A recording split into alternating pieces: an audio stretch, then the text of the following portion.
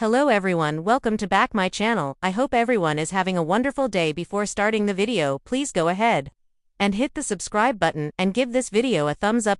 General Hospital recap for Thursday, June 12th, reveals Natalia Ramirez Eva LaRue delivers a warning, and Willow Corinthos Caitlin McMullen is hospitalized after Michael Corinthos Rory Gibson is granted sole custody. Plus, Nina Reeves, Cynthia Watros tells Drew Kane Cameron Matheson to leave, Alexis Davis, Nancy Lee Gran worries, and more. Sonny Corinthos, Morris Bernard gets into Natalia's car. She warns him that they are in deep trouble, and that she was arrested for DUI last night. This isn't her first time, and she could face up to 5 years in prison unless she assists Ada Justine Turner, Knotsneen contractor, in building a case against him. He believes she has no evidence that could implicate him. Natalia confesses that she does have evidence, and it could lead to a long prison sentence for him. She mentions that she possesses a copy of Deception's financial records. There are obvious discrepancies in how he financed the company. That would suffice to provide Turner with a warrant to pursue him. He inquires if she is blackmailing him. Natalia reassures him of her loyalty but expresses the need for his assistance in resolving this issue. Sonny is contemplating his next steps but assures her that they can emerge from this situation without harm. He promises to speak with her before her upcoming meeting with Turner. She expresses her gratitude and asks if they can return to their previous state. He responds that reaching out to her was the initial step. She has been feeling confined, but now she senses that things might improve. She embraces him. Alexis Davis, Nancy Lee Gran feels anxious when Christina Corinthos Davis Kate Mancy arrives at her office. Christina claims she might have discovered a solution to their issue with Ava. She intends to pit Rick Lansing, Rick Hurst against Ava Jerome Mora West. To do this, she has enlisted someone to seduce Ava. However, Christina didn't hire a Instead, it's Cody Bell, Josh Kelly. Her mother is unable to accept this plan, but Christina is optimistic it will succeed. She believes they can push Rick back towards Elizabeth Baldwin, Rebecca Herbst, now that Lucky Spencer, Jonathan Jackson, is no longer in the picture.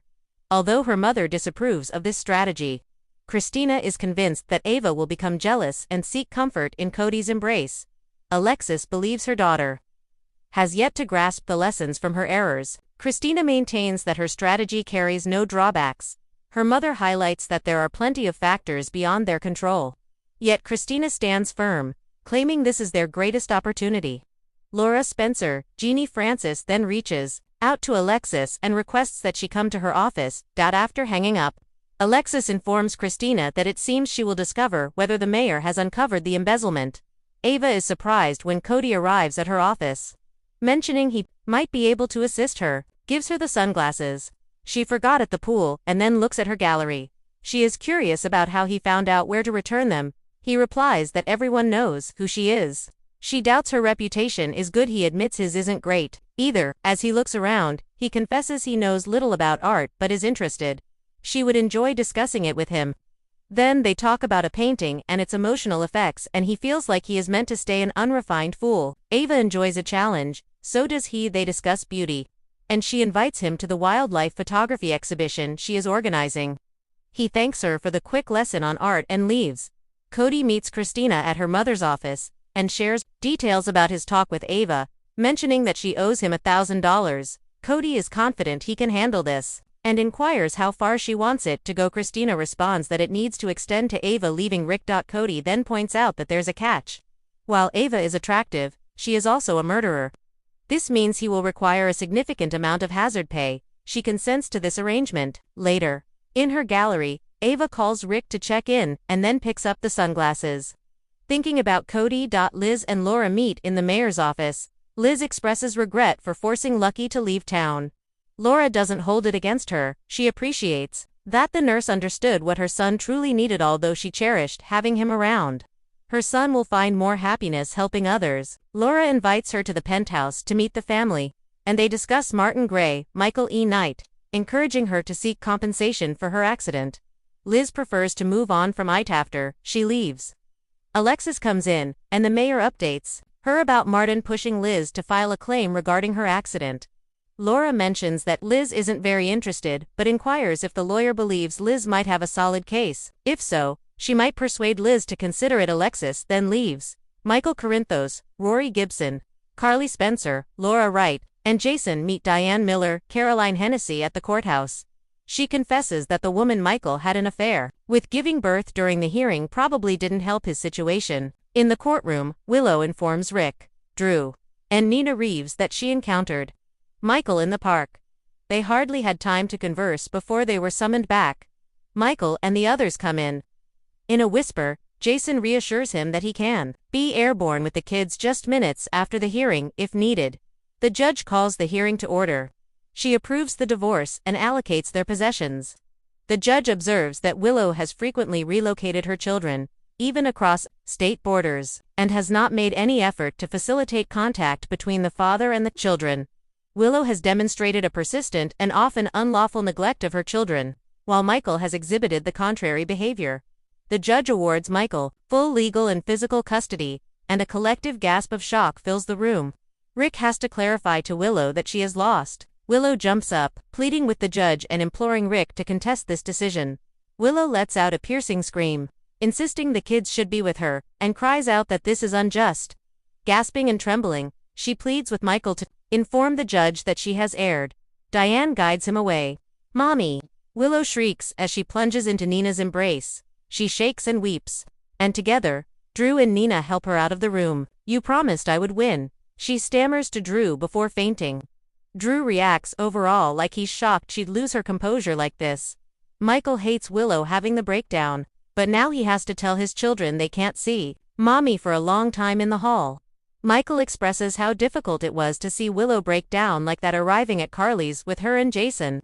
He recalls how Willow was at first. He struggles to connect the woman he married and fell in love with the one he just divorced. They hope this will serve as a wake-up call for her. Michael needs to find a way to explain to the kids that they won't see their mom for a long time. When he steps outside to speak with Wiley, Carly and Jason feel relieved that Michael didn't have to go on the run. They are uncertain if Willow can bounce back from this, and they believe it's all Drew's fault. On the patio, Michael tells Wiley that he won't be able to see his mom for a while. They love him but have decided that they can't stay married. A judge has ruled that he and his sister should live with him, but he reassures Wiley of how much his mom loves him. Naturally, Wiley is rather upset, but seems to understand that it may not be forever. It would have been much worse had he seen his mother faint. It would have brought back memories of her leukemia. Willow is brought to the hospital and taken into a room by Liz, while Nina angrily confronts Drew for causing Willow to lose the kids. Liz comes back after making sure Willow is settled, and then she mentions that she has requested a psychiatric consultation. Rick arrives and tells Liz how terrible the situation with Willow Wassie has never felt so guilty about losing a case. She holds his hand. At the same time, Nina tells Drew that if he truly wants to help, he should leave. He has caused her children to be taken from her. If he loves her, he should walk away now and never return in the meantime. Willow wakes up in her room and remembers losing custody. Wednesday's General Hospital delivered emotional gut punches and bombshell revelations as the battle lines deepened across Port Charles. From Willow's heartbreaking health crisis to Natalia's shocking admission that could turn Ava's world upside down, every scene pulsed with intensity. Willow spirals after courtroom stunner. The day picked up in the aftermath of the jaw-dropping custody ruling that gave Michael full legal custody of Wiley and immediately leaving Willow stunned and betrayed. After weeks of tension between Willow and Michael, Willow had believed they were working toward shared parenting, even amid their marital separation. Instead, Judge Kimonder's suspicious influence granted Michael sole custody. As the verdict rang out, Willow's face went ghostly pale, and she visibly swayed. Nina gasped from the gallery, while Carly looked between her son and Willow. Unnerved by the growing storm, Michael approached Willow with concern, insisting this was temporary, just a legal safeguard due to Drew's mental instability and not meant to hurt her. But Willow wasn't buying it. Her voice cracked with anguish as she accused Michael of blindsiding her and manipulating the system to gain leverage, possibly influenced by Carly or Jason. "You didn't protect me. You ambushed me," Willow whispered before turning away, tears streaming down her face. Moments later, Willow suddenly collapsed just outside the courtroom. Willow rushed to GH Grim update. Urgency services were called, and Willow was rushed to General Hospital, where TJ and Portia immediately took over her care. Nina rode in the ambulance, refusing to leave her daughter's side despite friction between them. Portia's initial tests revealed alarming news: Willow had dangerously high blood pressure and was experiencing cardiac arrhythmia. But what concerned them more was a troubling marker in her post-leukemia monitoring. TJ confided in Portia, "There's a marker that shouldn't be back. We need to rerun the cancer panels." Later, Michael arrived at the hospital frantic, only to find Nina berating him outside Willow's room. "You did this to her," Nina hissed, stabbing a finger at Michael's chest. "You didn't just take her children. You took her peace of mind, her health. What kind of man does that?" Michael, stricken with guilt, tried to explain, but even Sasha, who had previously backed his side, appeared shaken. "This isn't the man you used to be, Michael," she said softly before walking away.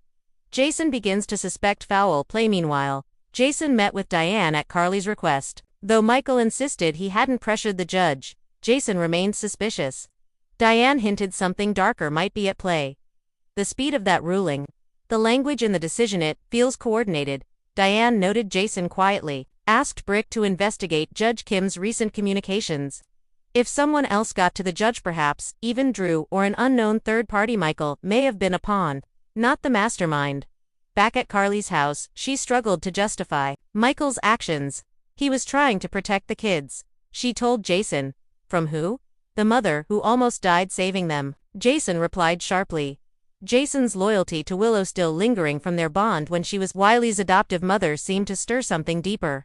Natalia's shocking revelation. Ava reels at the Metro Court. Ava shared a tense meal with Natalia, still stinging from the suspicion Sonny was setting her up with the insider threats inside his territory. Natalia, clearly on edge, finally let a secret slip in frustration. "I should have told you from the start, but I didn't know how," Natalia said, voice quaking. "Something happened between me and a man years ago. It might explain more than you think." Ava leaned in cautiously. "What are you talking about?"